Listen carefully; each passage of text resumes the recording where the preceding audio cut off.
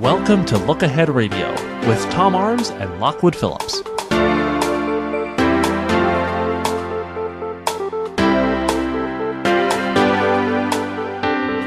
Happy post-Christmas to you, and of course a wish for a very better new year. And of course there's every indication that the new year is going to be much improved in light of the changes here in the United States, specifically when it comes to leadership. As a matter of fact, that will be part of the topic this afternoon with Tom Arms here on Viewpoints. As always, you're welcome to join us by phone. 252 area code of our listening audience, 247-7282. That's 247-7282. 910 area code 353-4674. 353-4674. And that toll-free number, 800-818-2255. Via email at Viewpoints with an S, mind you, viewpointsradio@hotmail.com. Via Facebook at Viewpoints on the talk station. And, of course, I have to make mention of the fact that we have Mr. Ross Caraway, married now, behind the wall, window and board, and soon, Mrs. Amanda. She's going to be Bowman, right? I'm always confused on the last name. I want to make sure. Bowman, thank you very much. And, we're going to be a full house here very shortly. That you've been hearing about that every morning here on Coastal Daybreak with Ben Ball. Okay. I want to move on to the program for the day. We are doing this program an hour earlier than normal so that, well, I can make some personal appointments. I've got grandchildren visiting. I'm looking forward to seeing them. And in the process, it's early in the evening, and we'll probably engage in some of the conflicts over the past few weeks early on. And I'm looking forward to this conversation with Tom Arms of LookAhead Radio and, of course, LookAheadNews.com. Look Ahead Radio heard every Friday afternoon here on the talk station. And with that, well, we'll start off with a Merry Christmas and wishing a very Happy New Year to Tom Arms. Tom, good evening. Happy New Year to you. How was Christmas? It was very nice. It was very quiet. We had both our children home for Christmas, which was nice. They cooked the Christmas meal, which was even nicer. Cleaned up. Did they clean up? Everything. Wow. Yeah, it was a great meal, too. Obviously, they love their mother. Now, my question to you is, what did you get for Christmas? I got a trip to Venice. Oh, well, okay. Not a bad deal. I got a wood carving set. Mm-hmm. I got some very nice books. I got some a photograph of my children. It was a very nice Christmas altogether. Okay. Yes, it was lovely. All right, the other question for you before we get into the news of the day. How did Santa pay his visit? Did he come knocking at the front door, or did he come down the chimney? We came down the chimney. Okay. I just wanted to make sure. But same Santa. That's grand. All right, Tom, let's get on with the events of the past week and look ahead for the year. Very quickly, I've got to ask, what is the mood in Europe, and particularly the UK, as a result of the decisions by the UN and Israel? We don't have that on the list, but I've just got to lead with that because that has been the discussion here for several days in the States. So what is the mood in Europe about the UN decision? Well, they're very worried about the Middle East as a whole. And this is just another straw on the Middle East camel's back. It's the idea that, I don't know, Netanyahu is angry and, well, it just doesn't augur well for any peace in the Middle East at all. Well, now, I'm curiosity here. It doesn't augur well in light of the fact that Israel is going to continue with the settlements, or is it a matter of the fact that the U.S. seem to, and the Israelis tend to feel that they had the rug pulled right out from under them? Historically, the U.S. has voted in opposition to actions by the UN Security Council, but this time around just did not vote at all, abstained. Does what the Obama administration did, what it did has absolutely no effect whatsoever. It's waited until the last month of its administration to do anything, and it will simply be reversed by Trump, who will probably turn around and say, we're moving our embassy to Jerusalem. And we're going to say, Netanyahu, you build as many settlements as you like. So in essence, what Obama has done nothing but open the door to Trump to enact another reversal. Interesting. All right. And, with that said, let's look ahead. The past year, with Trump now winning the presidential race, Trump and America? What is the expectation going forward in 2017? Well, a lot of people think that Trump is going to have a very, very hard time. That is a lot of people over here. And I think they're basing it on the reaction that people had to Brexit here. Everyone thought when the Brexit vote happened that there would be a honeymoon period, just like there is after an election, and people would just, forget about it and get on with their lives. And that is not what has happened at all. And I think you're going to find the same thing happening in the U.S. Normally, after a new president is inaugurated, there's a honeymoon period of 6 months or 100 days or something like that, as everyone gives him the benefit of the doubt. I don't think that, from what I've been reading, the New York Times, the Washington Post, I don't think that Trump is going to have any honeymoon period at all. How about in Europe? How about in the UK? Is there such a thing as a honeymoon for an incoming president of the United States? You've put a lot of pressure on the role of the president of the United States, and matter of fact, leadership role of the country. What about the European? They're very communities? suspicious. They're very suspicious of him. If he comes through with what he has said, his policies, then they're not going to be very well disposed towards him. If he starts backtracking on some of them, then they'll wait and see. But he's starting on a back foot. He's not starting on a front foot. He's starting on a back foot. They're very concerned about his butting up to Putin. They're very concerned about what he said about Iran. They're very concerned about relations with Israel and the possibility of moving the embassy to Jerusalem and his appointment of David Friedman as the ambassador. They are very concerned about his tough talk with China. They're very concerned about scrapping the Trans-Pacific Partnership. They're very concerned about renegotiating the North American Free Trade Agreement. They're very concerned about a whole host of things. All right, and so they see much of the approach to America and the world politique is going to be as a result of the new president, Donald Trump. All right, we've got Tom Arms with us this evening, and this portion of the program usually is heard in the second hour, but today we're doing it in the first. Of course, Tom Arms with LookAhead Radio and also LookAheadNews.com. Let's move then to another item, the future of Brexit for 2017. It doesn't look like it's going to be an easy departure. It's going to be a very difficult departure. Sometime next week or the week after, the British Supreme Court will give its ruling on whether or not Parliament should vote or has to vote on invoking the start of the Brexit negotiations. It will almost certainly say that it does have to do it, and it will be upholding a lower court's ruling on that. The government will not be happy, but will have to go along with it. There are two other corollary cases running alongside that, which are that the Scottish and Northern Ireland devolved parliaments have asked for the right to vote on it as well. Right. That will almost certainly be rejected by the Supreme Court, but they will almost certainly say that the Westminster, the national parliament, will have to vote on it. And, of course, those two votes, both with Ireland and Scotland, and particularly Scotland, is an indication, and, of course, in the past, an effort on separation. Scotland has been looking for independence. Yes. This may drive Scotland to a more independent relationship. Yeah, which complicates the whole Brexit thing, and it complicates everything. The whole thing is becoming incredibly complicated. Theresa May has not shown any of her negotiating cards yet. She's keeping them very close to her chest. Probably, the theory is, she really doesn't know what she's going to do anyway. And at this point, we're going to go to a break. I want to get into the issue of politics there as a result of Brexit, but also the events happening in Europe. Coming up in just a moment, we're going to be chatting with our guest, Tom Arms of LookAhead Radio and, of course, LookAheadNews.com.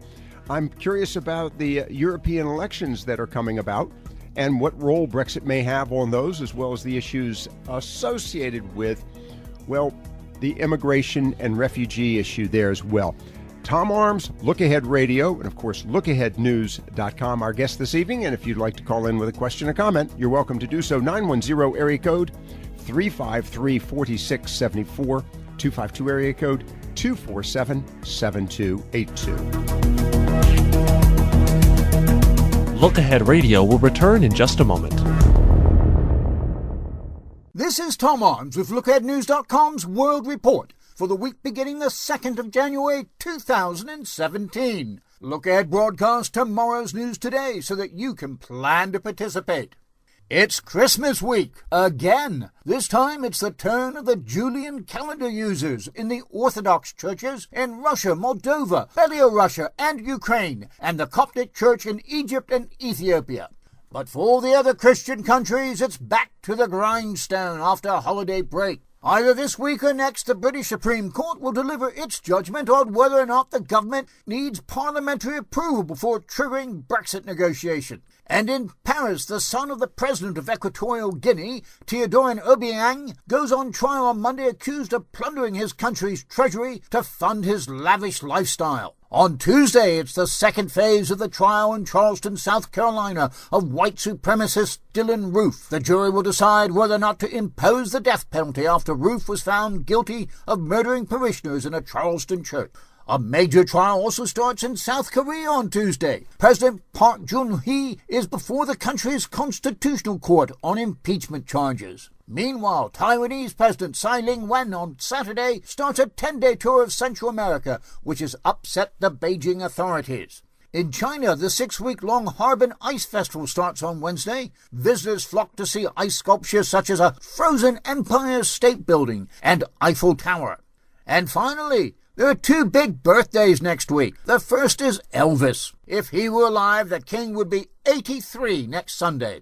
His big day is shared with North Korean leader Kim Jong-un, aged 33. And that was next week's News Today from LookAheadNews.com, so that you can plan to participate in the world around you. Stay tuned after this message for the expanded Look Ahead News World Analysis. Quick, what do these sounds have in common? These are the sounds of geography. Geography helps us understand connections between people and places. But our kids aren't getting enough of it. Half can't locate Japan or India, and 20% can't even find the Pacific Ocean. So we created MyWonderfulWorld.org to give kids the power of global knowledge. Go to MyWonderfulWorld.org to learn more. It's a wonderful world. This is Tom Arms with the expanded world analysis from LookAheadNews.com for the week beginning the 2nd of January 2017. Look Ahead broadcasts tomorrow's news today so that you can plan to participate. Christmas is over. No, it's not.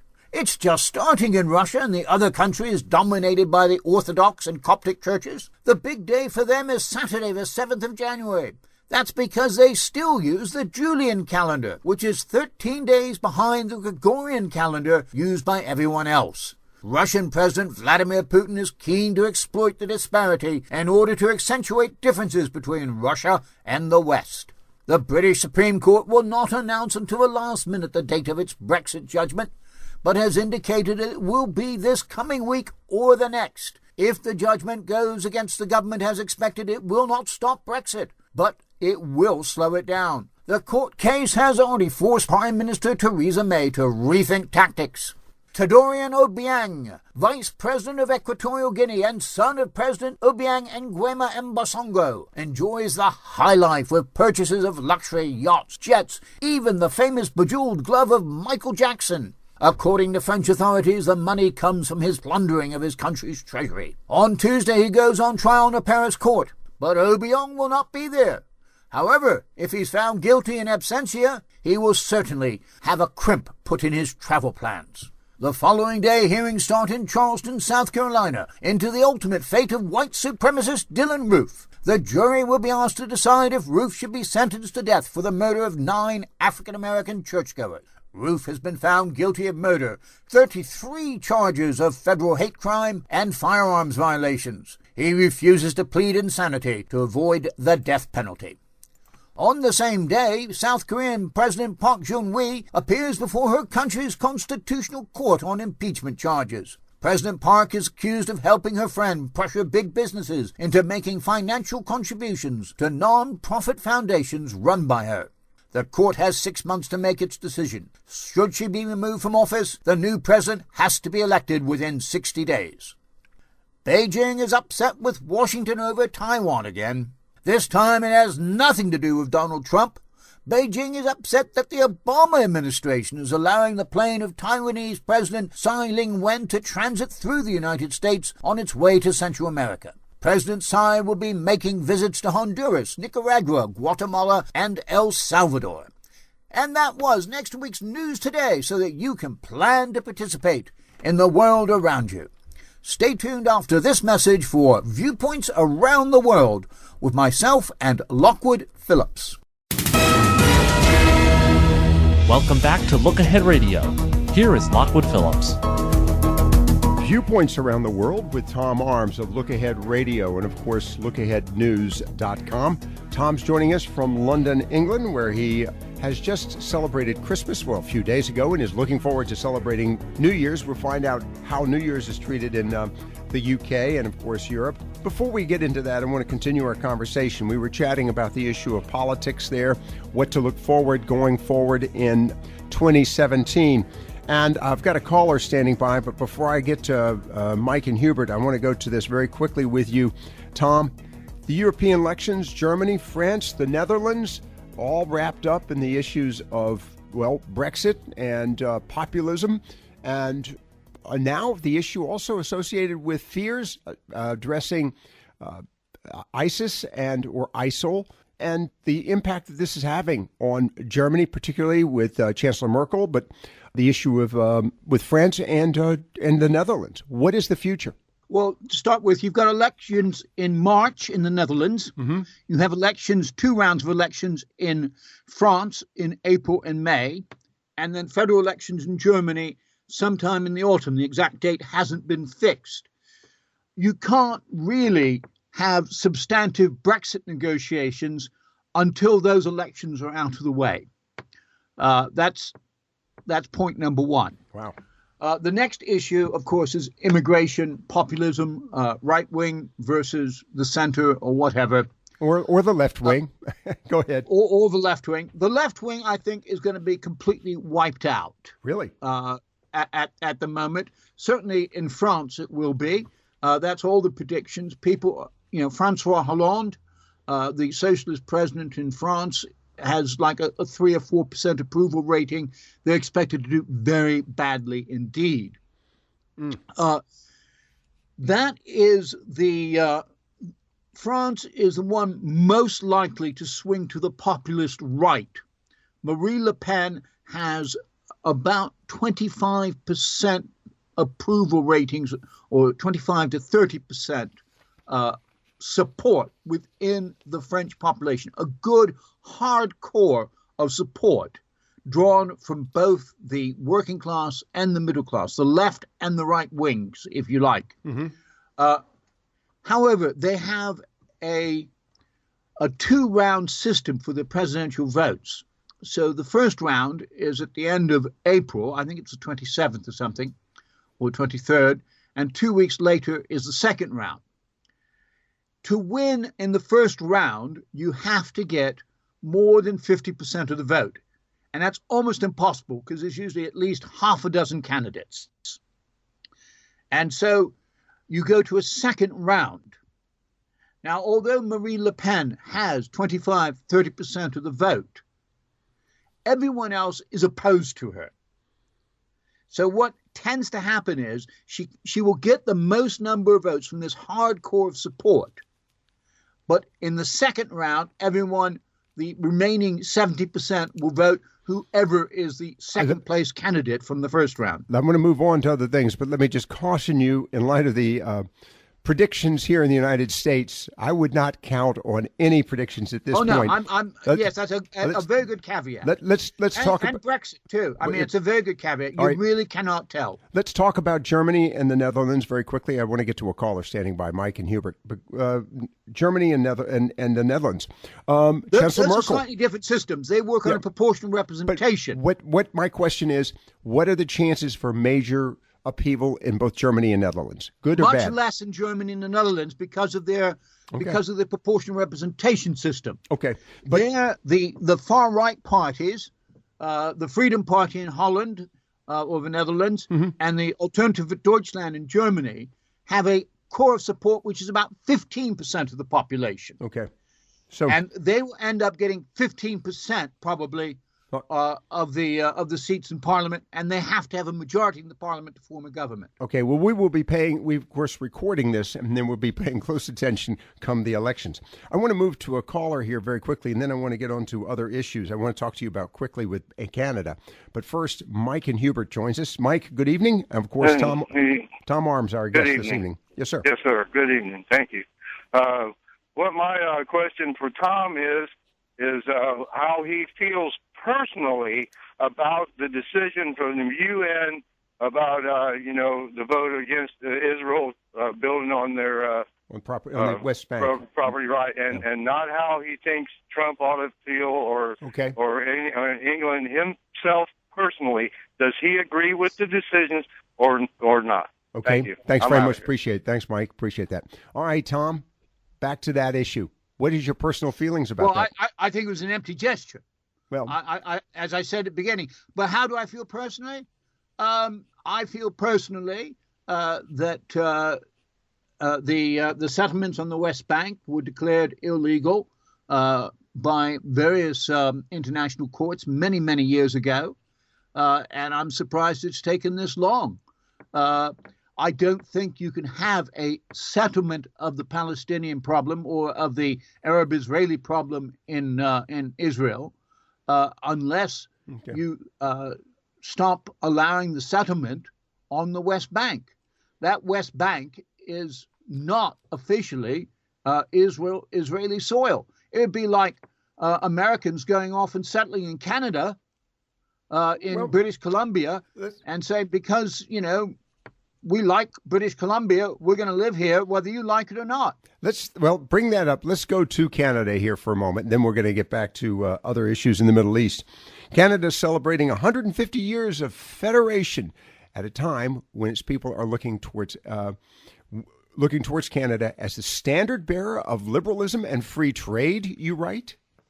Absolutely. Wow. Yeah. No, Canada, a lot of people are looking towards Canada at the moment, and they like Justin Trudeau, and they like that is, I should say, the liberals. I was going to say, Justin please. Trudeau. That is, yes. Liberals around the world are looking to him and comparing him to Trump. Okay, let me bring this back to this issue. I find that interesting. You bring that up, but Tom, the question is, how much is the liberal agenda being dismissed or quashed, I'll use that term, as a result of the recent set of elections and the frustrations that the general populace is feeling worldwide? I think you'll find. I mean, I as you know, I'm a liberal. I never thought of that. I never realized that. I read the sort of liberal press as well as conservative press, and a lot of people in the liberal press are getting very angry. And they're feeling as disenfranchised as the conservatives were feeling when Obama was in power. It's as if it's shifted from one to the other, and they're talking about being energized rather than crushed. Interesting. All right, let's go to Walter in Alliance before we go to the break. Walter, good evening. Of course, Tom Arms with us. Yes, sir. Well, why didn't the British let Argentina have the Falklands? Oh, good question. That's a very interesting question, Walter. And you know what? I wrote a book about it. And? So and the I answer. And the answer? It's a question of self-determination. And there's a very strong feeling in Britain, and I think it's elsewhere as well, that it should be left to the people who are resident in a territory or a land or a colony or whatever to decide for themselves what sort of government they want and who should be governing them. Now, in the case so that's of like if Falkland Islands, California wants to secede from the nation, they can, right? Is that what you're saying? I'm sorry? If California... If California wants to secede from the United States, you think they should? No, I didn't say that. I said that people want to govern, they want their own kind of government. No, I said... No, you're putting words in my mouth. What? I mean, Falkland Islands were already part of Britain. All they said was that they didn't want to be forcibly taken over by Argentina. So it'd be, what I would say is, if Canada invaded Oregon and Washington state and annexed it against the wishes of the residents of those two states, then that would be a case of taking away their self-determination. Okay, that is what I'm talking about. All right, and that is exactly what was happening in the Falkland Islands. The Argentinians forcibly annexed the Falkland Islands. It wasn't, the other way around. Okay. It wasn't the case of the Falkland Islands seceding. Walter, thank you very much for the call, and Merry Christmas and Happy New Year to you, Walter. Appreciate the call on that one very much. You're listening, of course, to Viewpoints Around the World with Tom Arms. We've got to take this quick break. Tom Arms of Look Ahead Radio and also LookAheadNews.com. Look Ahead Radio will return in just a moment.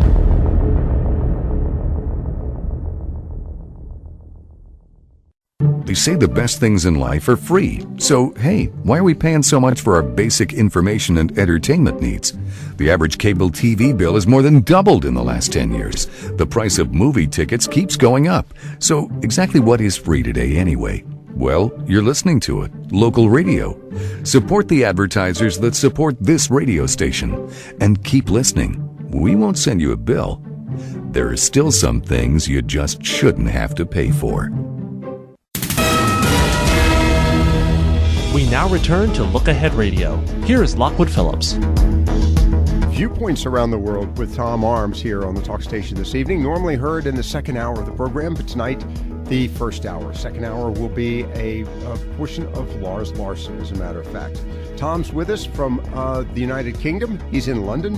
And Tom, let's talk about the events in the Middle East here. We chatted about it briefly, the topic of Israel and the issue of the UN vote and the fact that the U.S. abstained.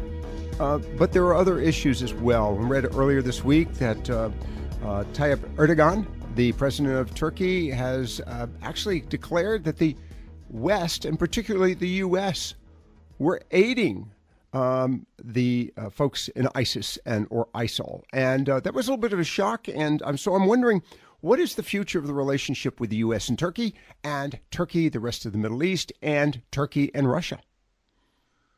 Well, Erdogan just seems to be very busy burning the bridges that traditionally link Turkey to the West.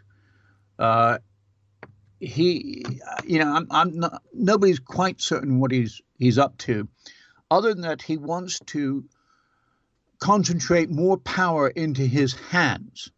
And later this year, there's going to be another constitutional referendum, which will give him sweeping executive powers. Mm-hmm. And he's trying to create conditions in which he will win that referendum. One is to create enemies in the West against which the country can unite against behind him. And the other is to lock up all his opponents in the judiciary, the military, the press, and parliament. And it looks as if in the constitutional referendum, he may get his way. Well, then what is the future of the Middle East? Because he has been the wild card, literally and figuratively speaking. And, of course, you also have the role of Russia in all of this. And Turkey and Russia at times have not been close, have had close relationships. So they're very close now. They are now, but can you trust, No, you can't trust anyone.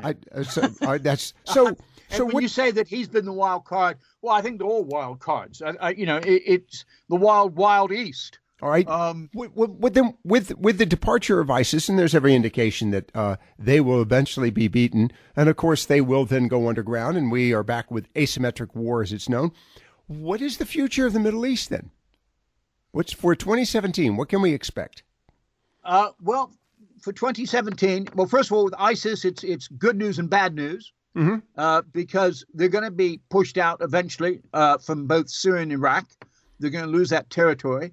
And they'll be probably pushed out of Libya. But they could very easily crop up in Somalia as part of al-Shabaab or in West Africa as part of Boko Haram. And, of course, there are, a couple thousand jihadists who are going to be taking their bitterness and going back to Europe or back to America mm-hmm. and trying to undermine our democratic systems with terrorism. So that's ISIS. Now, as for the wider thing, Assad, it looks as if he's going to stay in power in Syria. He's there with the help of Russia. He's had a big boost from Putin, who now he already had a military base in Syria. This will be strengthened. He now has a political base which is likely to be extended into Iran, who is allied with Syria. So Russia is now a major power in the Middle East. And what happens to the U.S. and the UK in this case? Well, the U.S. in particular, if we look at this,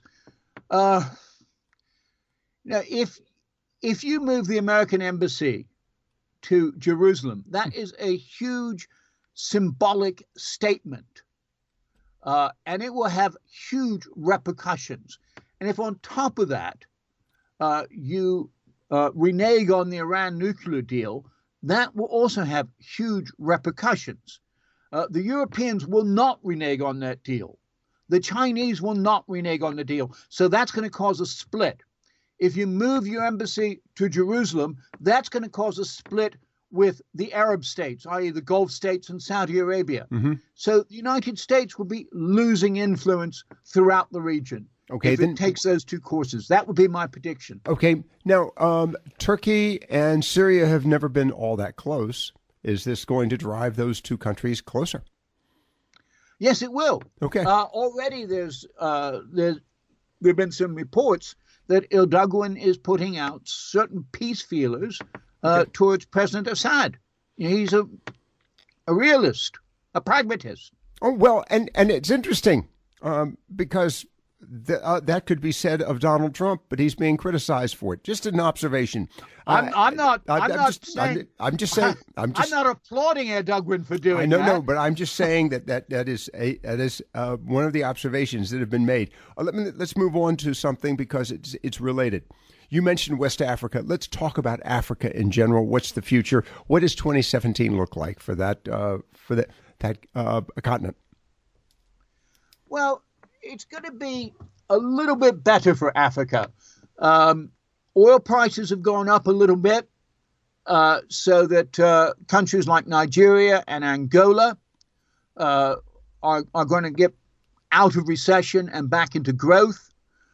Also, prices such as commodity prices for coffee and a few other agricultural products are going up as well, so that's good for countries like Kenya. Okay, and what impact will this have on their relations with Russia? Because Russia has been very interested in creating a greater foothold in Africa. Will Russia be successful? And sort of quickly, what is the future of the African relationship with the rest of Europe and the U.S.? Well, the United States has, I think, about 2,000 troops in Africa at the moment as part of something called AFRICOM. Right. It's not reported much, and I don't think there's any talk about reducing that. I don't see much of a foothold in sub-Saharan Africa for Russia. Certainly, China has quite a foothold there. It's invested heavily in it. I think one thing to look out for is the elections in Kenya, which are going to be happening later in the year. Okay. The last two elections were marked by extreme violence. Thousands of people died. Right. So my question for you as we go to the break, will we see a more peaceful transition happening in Russia, and might that be influenced by, in Africa, might that be influenced by Russia? I think in Kenya, if you're talking about Kenya, I don't think Russia will have any influence in Kenya. Okay. But you probably will have a more peaceful election this time than in the past. Okay. We're going to get back to this in just a moment with Tom Arms of LookAhead Radio and, of course, LookAheadNews.com. We've got, we'll do a quick roundup. We're chatting about China, India, Latin America, and, we've got to find out a few other items. I'm looking at an interesting item, if we can get to it. Two big films are expected to be released, and you'll be interested in hearing about this. Stay with us as we wrap it up with Tom Arms with viewpoints around the world. Look Ahead Radio will return in just a moment. Observations of an Expat by Tom Arms from LookAheadNews.com. It looks as if the fighting in Iraq and Syria will draw to a close in 2017. We won and lost. ISIS, ISIL, Daesh, Al-Nusra, Al-Qaeda, whatever name the jihadists call themselves, have been pushed out of the remains of Aleppo and are hanging on by their blood-soaked fingertips in Mosul and Raqqa. Also destroyed and seeking peace terms are Western-backed rebels in the Free Syrian Army and its dozens of feuding constituent parts. The Obama administration and its 13 allies backing airstrikes could claim victory. They may even try to do so. And in terms of denying the jihadists a territorial base, there are justifiable grounds for a victory claim. However, Islamic extremism is far from defeated. Jihadists have repeatedly displayed their prowess in filling political vacuums wherever they occur, and Western intelligence agencies are issuing dire warnings of attacks on Western soil, orchestrated by bitter, battle-hardened extremists in full flight from the Middle East. No, the real winners are Syrian President Bashar al-Assad, Russian President Vladimir Putin, Turkish President Recep Tayyip Erdogan, Iran, and Hezbollah. And the real result is a massive defeat for the democratic hopes of the 2011 Arab Spring and a victory for tyranny. Syria has not been a nice place to live for some time. Successive dictators, including Bashar's father Hafez, have ruled under a state of emergency law since 1963. There was no way that Bashar al-Assad would loosen his tyrannical reins. The result is the humanitarian disaster that is the Syrian civil war. Before 2011, 22 million people lived in Syria. Now the UN estimates that 6.1 million people have either been killed or internally displaced, and another 4.8 million are refugees. Human Rights Watch and Amnesty International estimate that the Assad regime has tortured to death up to 75,000 people. At least 200,000 are in detention in facilities from which the International Red Cross is barred. The stated aim of the Western alliance was to topple Assad, even though airstrikes were restricted to jihadist targets. Thanks to Russia, that aim failed. By September 2015, a combination of rebel rivalry and Western resolve had resulted in a stalemate. Putin spotted the opportunity to tip the scales in favor of the Syrian leader and, coincidentally, established Russia as the dominant non-Arab power in the Middle East. He intervened on the side of Assad and dispatched planes, special forces, and eventually an aircraft carrier to attack not only the anti-Assad jihadists, but also the Western-backed rebels. The Russians lacked the smart bombs of the West that limited collateral civilian deaths, but they had the advantage of being at one with Assad in ignoring such social niceties. The inevitable result came on Thursday when Putin announced a ceasefire agreement and the start of peace talks with virtually all the rebels except the al-Qaeda affiliates. He further announced that Turkey, whose tanks occupy a slice of northern Syria, would be guarantors, along with Russia, of course. The U.S. and its allies are pointedly excluded. To achieve this goal, Putin has formed alliances with anti-American Iran and Iranian-backed Hezbollah, two of the most vehement opponents of Israel. As a price for his support for Assad, Putin has also secured an air base in Syria at Khmeimim and strengthened the long-term Russian naval base at Tartus. On top of that, he now has the rights to move equipment and personnel in and out of the bases without inspection or interruption by the Syrian authorities. Khmeimim and Tartus have become de facto sovereign Russian territory. To sum up, the Russian president has rescued Assad, started to split Turkey away from NATO, strengthened the position of Iran and Hezbollah, created two military bases in the heart of the Arab world, and established himself as the strong man of the Middle East. The last point could prove to be the most telling. Arab leaders are realists. They respect power and success, and will work with those who achieve it. At the moment, that is Assad and Putin. Welcome back to Look Ahead Radio. Here is Lockwood Phillips. Viewpoints around the world with Tom Arms of Look Ahead Radio and, of course, LookAheadNews.com. Tom, we've only got about 3 minutes to go before we wrap things up before the new year catches us. China. What will be the reaction in China right now with the change in the U.S., but also Well, with Brexit as well, what can we expect? What's your prediction for 2017?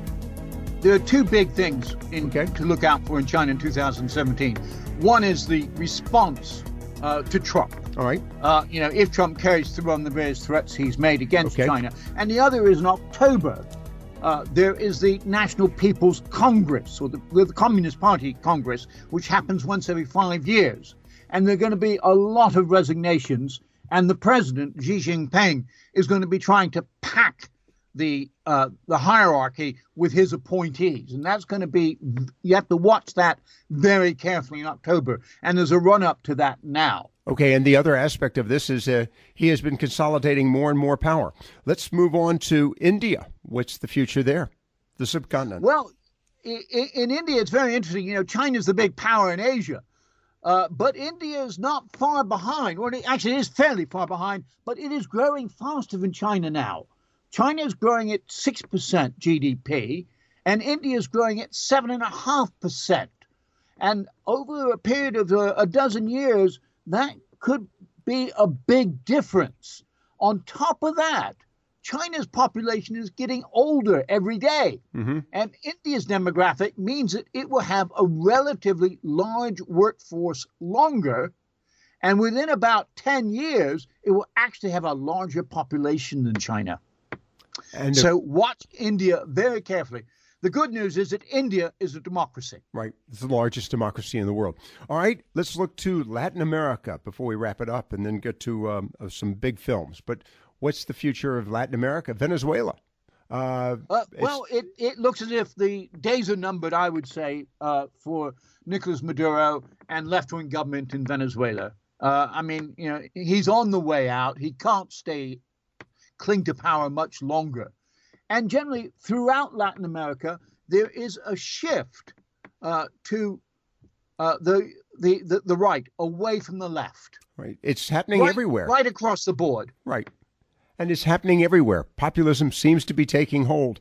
No, it's not populism. Oh, it's not? This is different. It's not populism. It is a shift to the center right. Okay. From the far left. All right. So it's not a shift to Trumpism, if you like. Okay, but the other issue, and we've got just a minute to go, Les. Brazil, the economy there. Will the economies of South America improve with the rising cost of oil? They're saying that basically the economies in Latin America contracted by about 1% recession in 2016. Okay. They will put on about 1% in 2017. So at the end of next year, they'll be where they were at the start of 2016. Okay. But they'll be going in the right direction again. Tom, very quickly, let's talk about the two films being released, Barbie and Baywatch. Barbie and Baywatch, yes. We're wrapping it up. Baywatch. There's going to be cameo appearances from, of course, David Hasselhoff and Pamela Anderson. They're going to be in there. I just hope that Pamela does a better job than a film she had out a few years ago, which was reviewed by one British newspaper with the words that to describe Ms. Anderson's performance as wooden would be an insult to trees. Tom Arms of Look Ahead Radio and, of course, LookAheadNews.com with us this evening. This first hour dedicated to Tom and our look ahead to 2017.